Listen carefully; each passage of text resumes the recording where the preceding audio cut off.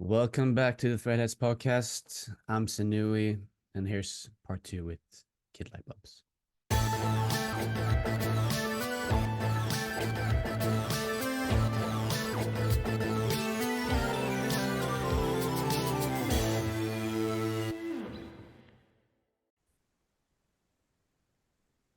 All right, everybody, we're back with Kid Lightbulbs.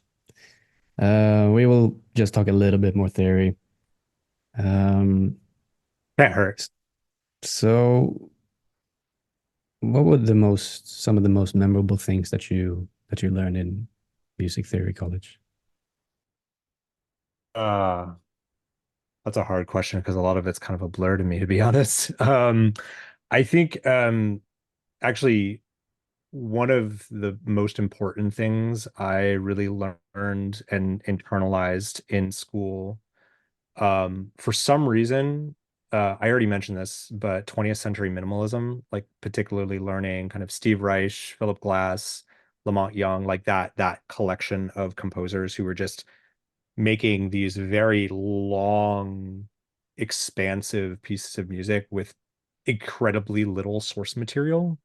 Um, that for some reason really, really resonated with me, and it it like permeates my work even now. I just put out a new album of music, and like that idea of starting with like a few different kind of root ideas and kind of expanding them, reworking them, revisiting them at different points, like that is something that I continue to be like very fascinated with. And that idea shows up a lot on that album. It shows up a lot in my first album too, but a little bit less so.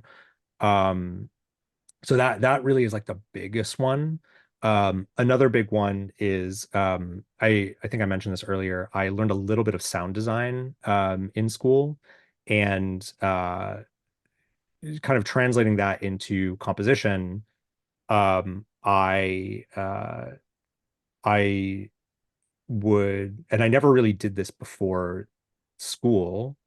Um, like try to take like real sampled sounds and kind of expand, manipulate them in ways to try and create these different kind of audio experiences, compositions, I don't know, whatever you want to call them. And I haven't really done a lot of that lately, but like making these sort of electroacoustic um pieces with basically found manipulated found sounds was something that was like a really kind of eye open ear opening, I guess, experience, that I was able to do a couple times through a couple of different pieces I wrote in school. I made this piece in my senior, it was basically one of my senior thesis projects called Music Behind Closed Doors, which I think might be on streaming services at this point. I don't know. If not, I'll probably re-release it. But it's basically I think it's like six or so minutes long, of where the source material is basically all sounds of humans screaming and different samples of like creaking doors, like opening and shutting and things like that. And again, kind of bringing in kind of the minimalism thing, try to like reuse, manipulate, expand those sounds as much as possible, but also not having to rely on instruments or like synthesizers, and purely just rely on sounds themselves to create this kind of sonic experience. That was something that just like completely kind of upturned my brain in terms of like what music can be.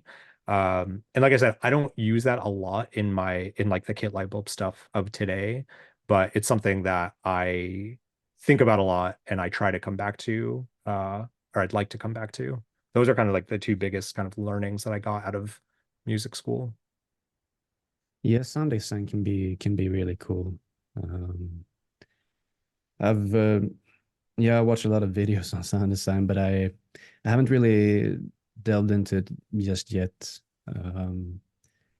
Because I don't know, I will do it when I cross that bridge, I suppose, and when I find a place for it in a song. But yeah, it's super cool. Um, I wanted to know, what are your main influences for this project? This project, it I would say probably the biggest single influences, there's probably two. Actually, no, probably three. Um, big one single-handedly is Nine Inch Nails. Like Trent Reznor stuff is it continues to be like a massive influence on me. Just like the blend of electronic and acoustic, the whole idea of using like distortion and noise as like a production technique and a tension, a source of tension is always something that I come back to. So he and Nine Inch Nails in particular is like a massive influence. And then otherwise, I try to bring together like two, in my mind, like very different influences. One is like again 90s punk rock and 70s prog rock. Two of which are the two are very heavy influences on me, but like on in my mind, like opposite ends of the sort of spectrum. So I write a lot of stuff now with for Kid Lightbulbs that is um kind of expansive and a little bit avant-garde, but also very much rooted in like simple, again, minimalist, kind of applying minimalist practices and punk rock, like simple chord structures, and then kind of expanding on those as I like. So I guess those are the three big influences. As far as like specific bands, like Yes and King Crimson are huge influences on me.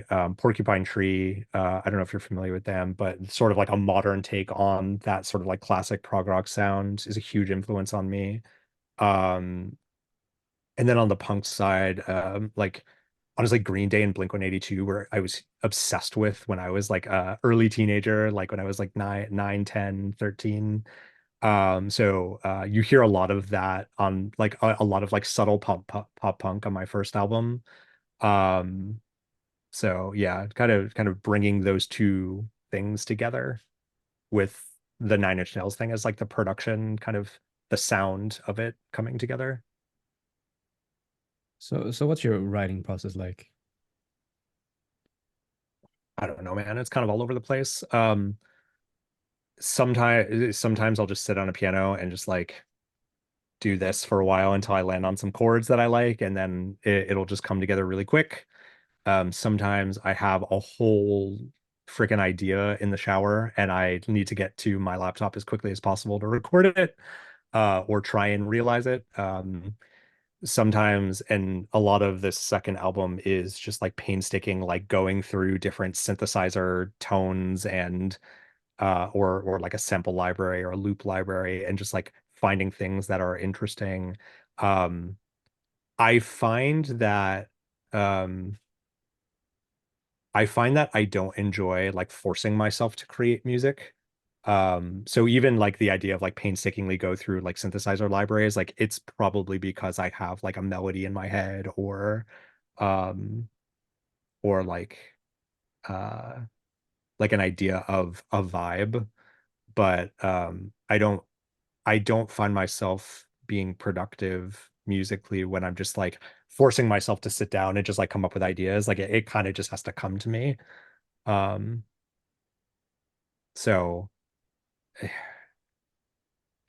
that's why I'm like struggling to answer this question because it's like a very inconsistent and like serendipity driven process. Yeah, that's fair. No, I know exactly what you mean. I mean,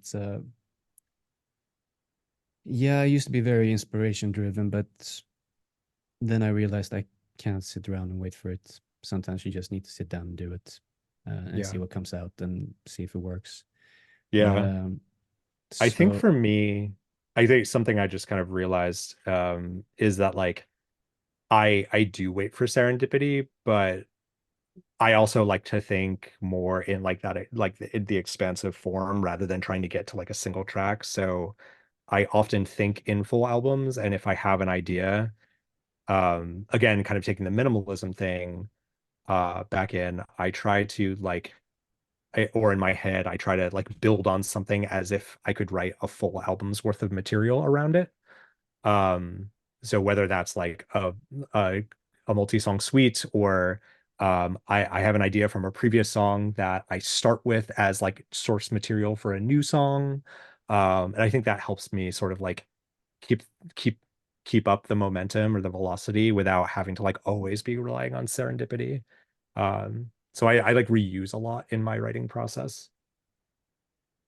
Yeah, I wish I could do that because I have so many unfinished projects, and some of Oh, which so do I. I really like, but you just don't vibe with them anymore to some degree. Yeah. So it's a weird place, but yeah. Uh, Yeah.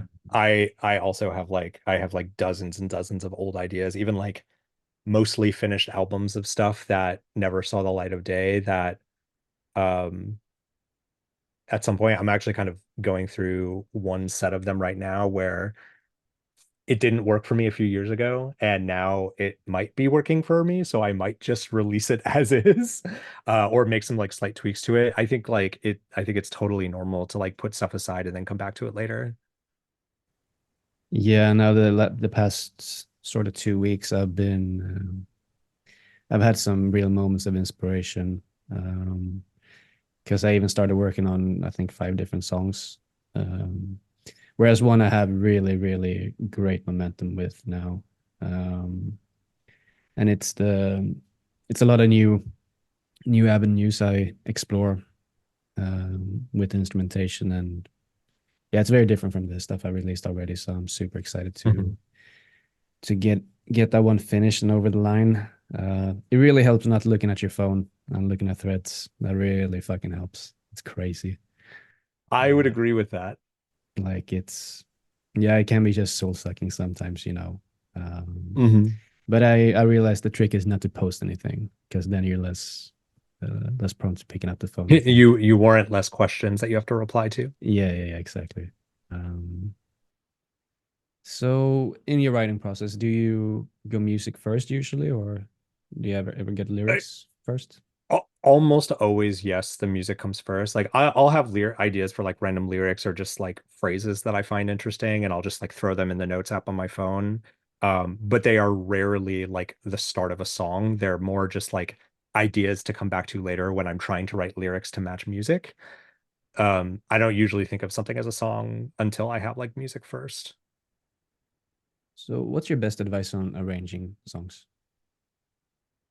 Oof. Um, do I even have advice on arranging songs? Um, I would say like don't overthink it. Like I spent a lot of time like arranging songs in these like very dense ways that ultimately led to either a very muddy mix or a lot of overly complicated stuff that didn't doesn't always ultimately gel together. And that works for some people. It doesn't work for me. I've kind of learned to strip down over the years. Um, so I guess like if I have any advice to give, it's like don't worry about it too much. Focus on what sounds good, but also don't overthink it. Because if you do overthink it, you'll just never get it done, or you might lose the essence of the song you're trying to put together. Yeah, that's fair. I What I realized now the past couple of weeks when I've been working on music is I feel like arrangement is 10 times more harder when you don't have a B section. Like, yeah, you know what? That's actually good advice that I could give. Is like the structure probably matters more than the arrangement. And not to say that you had any particular structure you should follow more than others. I just posted about this the other day that I try very hard not to ascribe to a specific structure, and but it matters, I think, a lot to generally have an idea of where the song's going to go, whether it's a B section or you're just sitting in the A section and kind of letting it repeat for a while. Um, which I do have a couple songs that do that. Um, I think just generally having an idea of the direction helps a lot with thinking about arrangement. Yeah, that's very true. So when did you start getting into production? Um, Probably like high school, when I was in the band that I mentioned before, this like prog band that I formed in high school with three friends of mine. The keyboard player and the guitar player were the other ones who ended up also going to music school. And they had been like they're like lifelong friends. They've been friends since they were like babies, basically.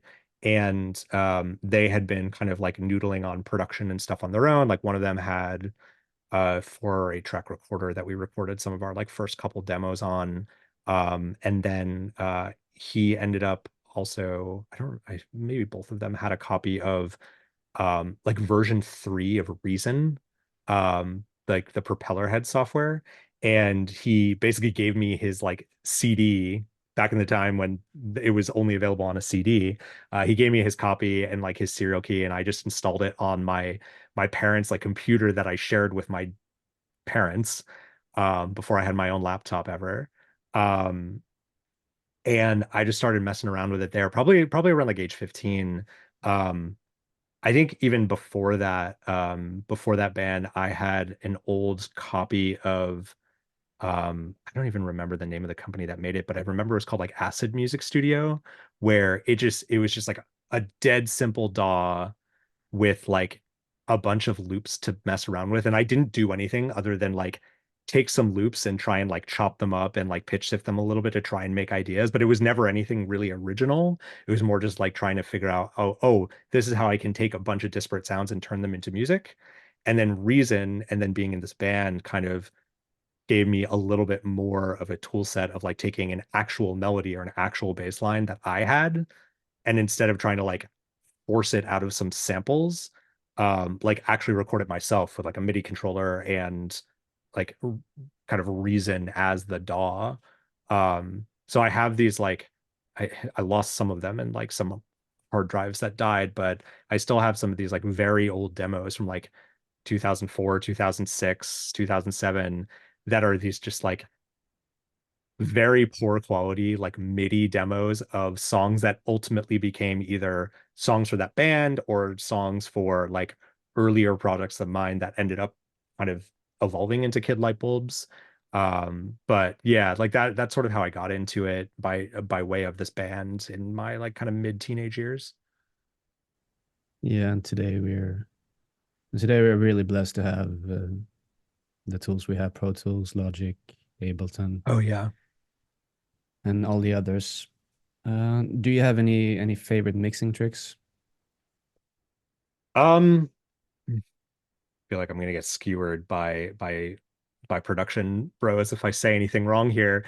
Um, I think like my what I like to do that works for me and my music. Um, I have kind of a deeper voice. So if I don't treat my vocals at all, it just sounds like just booming. It does not work in like a normal recording. So I like to cut a lot of the low end out of my voice, not all of it, but a lot of it.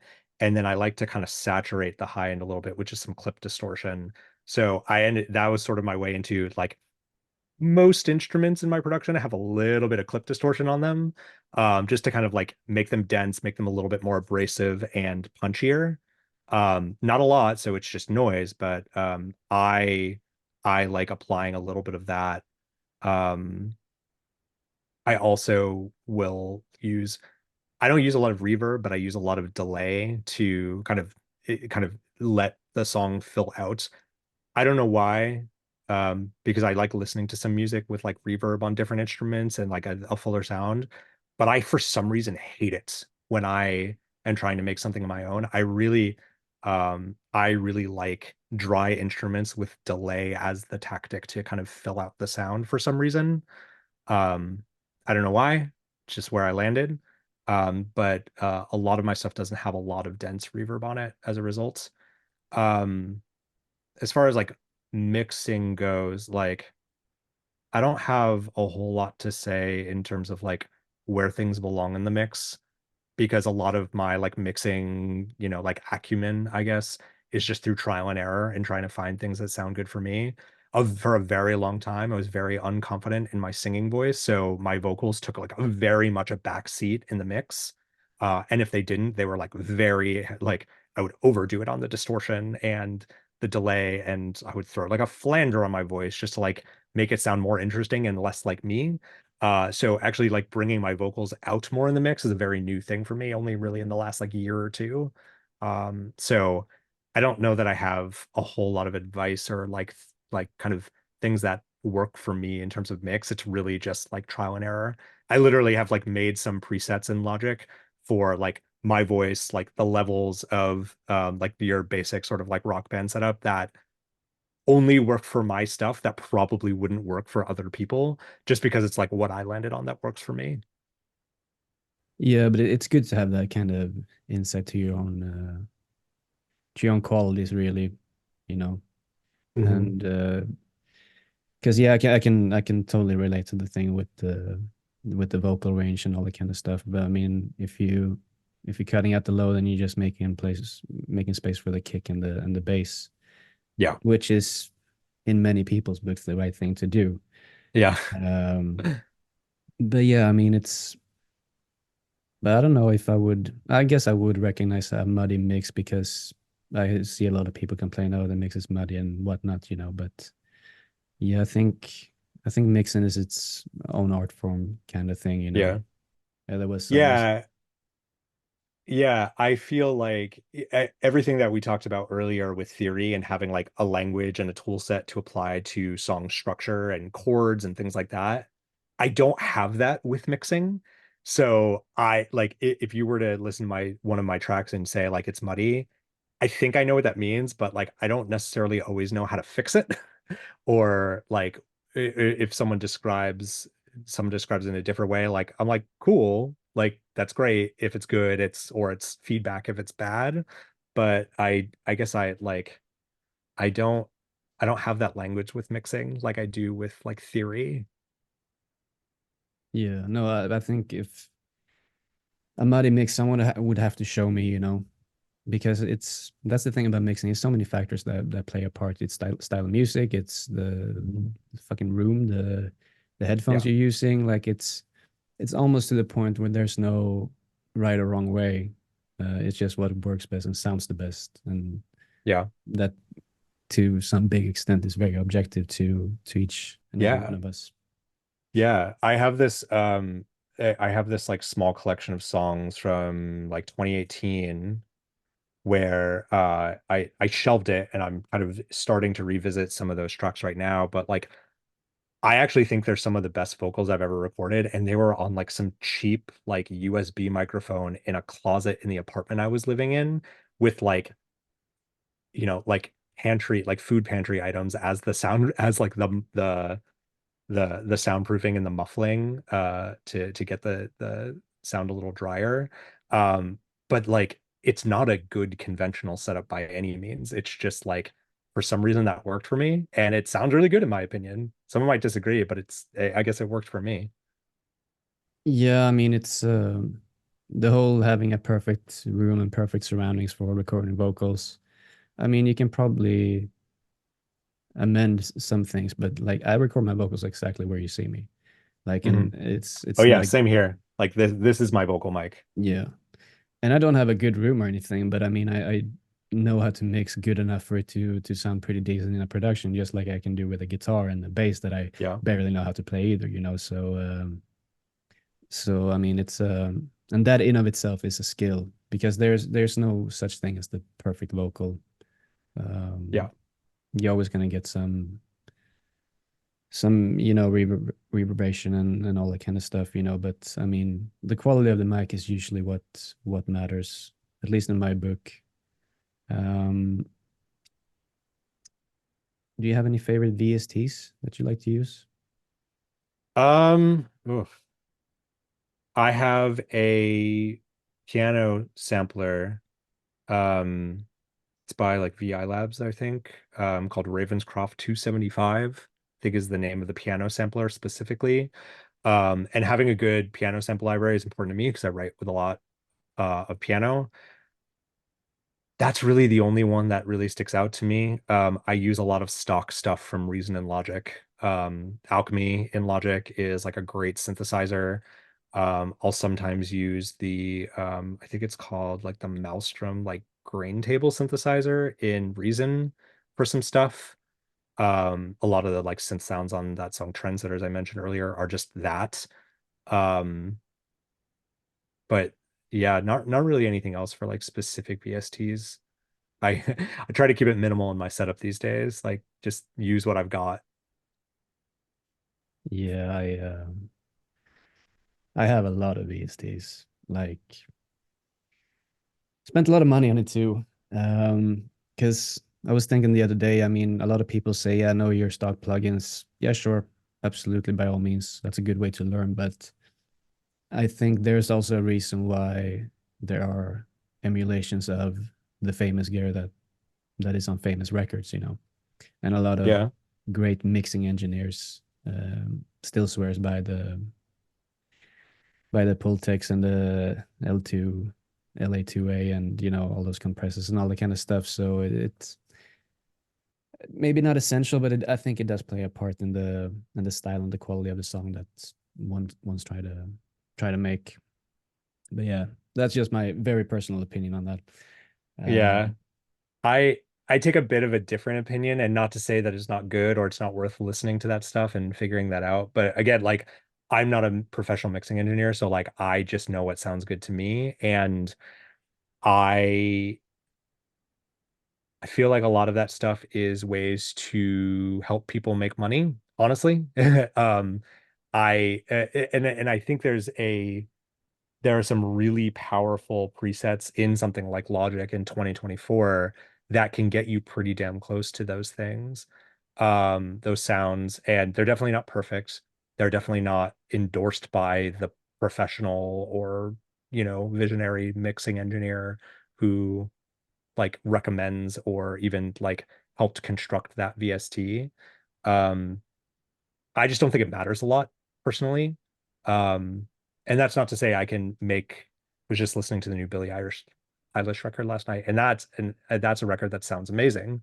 Um, I'm not going to try and even emulate that, but that's not my goal. Like my goal is to not try and emulate those sounds, just make something that sounds interesting to me. And again, like as has come up a couple of times, like minimalism is very important as sort of like a guiding sort of value for me. So I try to achieve the best that I can with as little as possible. Which is why like yeah, just buying a bunch of VSTs just like doesn't really resonate with me as like a process. Um, but I get why people like it. yeah, that's really fair. 100%. I think that's a really fair take because I mean, there's some stock plugins I absolutely love as well in Ableton, Mhm. and I think Logic has a few stock plugins that are modeled after somewhat famous gear as well. So I mean, Yeah. I mean, if it gets the job done, it gets the job done. I have no reservations about what plugins anyone uses really. I mean, it's Yeah. um, but what I found myself to do is like the more I dig deeper, you know, is like the old gear because I wasn't really doing it in the analog era, so now I'm kind of flirting with that. So now I'm trying to emulate the analog stuff as much as possible. But yeah, it's a way for the companies to make money as well, but it's one of the few ways for them to make money these days as well. So yeah, Yeah. it is what it is. Um, Yes. That is a good way to put it. Now, what's your opinion on releasing singles versus releasing albums? Ooh. I am gonna have a weird take on this because I write albums or like collections of songs first, as I mentioned like once or twice. I mean, I get why singles are valuable. Um, One, there's a certain streaming platform that has a lot of market share that seems to incentivize them in that for I guess anybody watching this who doesn't know, like if you have a release that you're putting on Spotify, you literally can only pitch one song at a time. So if you have a collection of 13 songs, like both of my albums have, and I don't have those songs prior, like released prior as singles, I can only promote one of the songs off the album. So like there is a specific algorithmic sort of incentive to release singles on Spotify. Not just that, but also like playlist culture. Like there's a whole lot of reasons why like the artist in 2024 is directly incentivized to release singles. Um, I personally don't like it, and I would love to be able to release collections of music. That said, I also realize that you need a way to sort of keep hold people's interest and not just like go disappear for a year, recording a whole album and then put it out as a whole piece. I do think like there is value in singles or even like small collections of singles like an EP or something as like teasers. So I've tried to like think of these singles that I've been putting out over the first half of 2024 as sort of like teasers for the album, and really like unapologetically communicating that that's what they are. Like these songs are part of a larger work rather than sort of these are just singles to be taken at face value. I think they can work as singles at face value. I I I see them as like gateways to the fuller experience of the album just because that's the type of music that I write. I like to think of my music in like sets with like sort of an expansive sort of like arc to them. Yeah, no, I agree. It's a it's a it's a I think it's a bigger experience and a nicer experience for a listener to hear more than one song of an album, you know. Mhm. Um, in spite of the fact that it's a big push for the playlistification of music these days. Um, Yeah. so yeah, it's a bit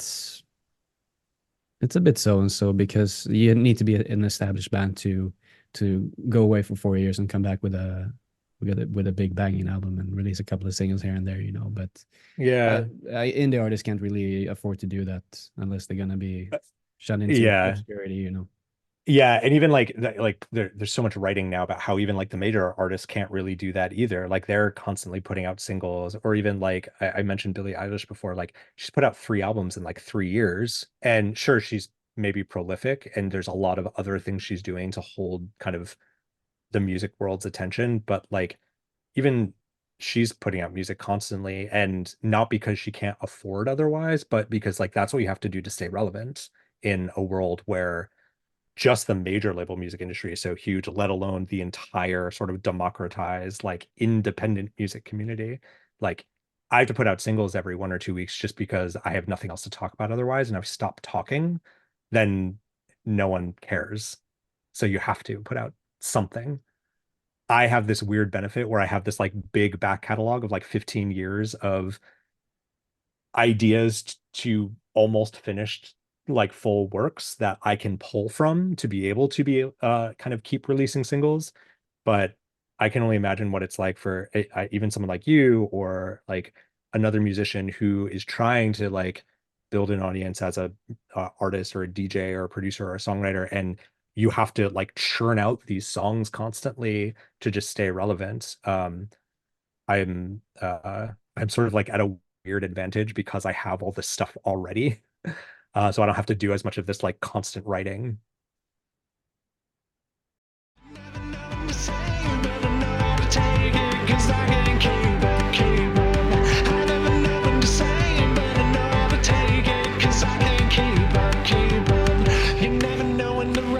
Shut you down, it's strength in numbers.